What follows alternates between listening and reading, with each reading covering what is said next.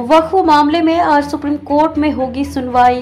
3 मुद्दों पर अंतरिम आदेश दे सकती है अदालत। वक्फ संशोधन कानून 2025 की संवैधानिक वैधता को चुनौती देने वाली याचिकाओं पर सुप्रीम कोर्ट मंगलवार को सुनवाई करेगा। शीर्ष अदालत इस मामले में अंतरिम आदेश पारित कर सकता है। प्रधान न्यायाधीश BR गवई और जस्टिस AG मसीह की पीठ ने 15 मई को सुनवाई 25 मई तक टालते हुए कहा था कि वे 3 मुद्दों पर अंतरिम निर्देश पारित करने के लिए दलीलें सुनेगी। इनमें पहला मुद्दा वक्फ बोर्ड यूजर या वक्फ बाई डीड द्वारा वक्फ घोषित संपत्तियों को गैर अधिसूचित करने से संबंधित है। याचिकाकर्ताओं द्वारा उठाया गया दूसरा मुद्दा राज्य वक्फ बोर्डों और केंद्रीय वक्फ परिषद की संरचना से संबंधित है। जारी क्या है याचिकाकर्ताओं का तर्क। याचिकाकर्ताओं का तर्क है कि पदेन सदस्यों को छोड़कर केवल मुसलमानों को ही इसका संचालन करना चाहिए।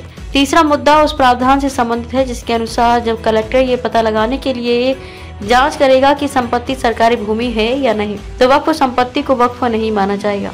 वक्फ बाय यूजर का मतलब होता है ऐसी संपत्ति जिसका लंबे समय से वक्फ संपत्ति के रूप में उपयोग होता रहा है। भले ही उसके नाम पर कोई लिखित वक्फ डीड या दस्तावेज न हो, उसे वक्फ संपत्ति माना जाएगा। पीठ ने कानून की वैधता को चुनौती देने वाले की ओर से पक्ष रख रहे वरिष्ठ अधिवक्ता कपिल सिब्बल और अन्य तथा केंद्र सरकार का प्रतिनिधित्व कर रहे सॉलिसिटर जनरल तुषार मेहता से सोमवार 19 मई तक अपने लिखित नोट्स जमा करने को कहा था।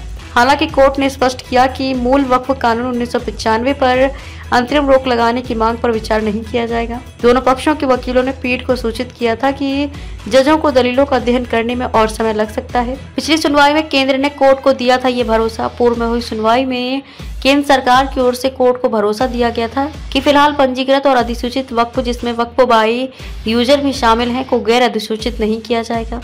इसके साथ ही ये भी कहा था कि केंद्रीय वक्फ परिषद और वक्फ बोर्डों में गैर मुस्लिम सदस्यों की नियुक्ति नहीं की जाएगी। इससे पहले मामले में पूर्व प्रधान न्यायाधीश संजीव खन्ना की अध्यक्षता वाली पीठ सुनवाई कर रही थी। जस्टिस खन्ना 13 मई को सेवानिवृत्त हो गए और मामलों को जस्टिस गवई की अध्यक्षता वाली पीठ को भेज दिया गया था।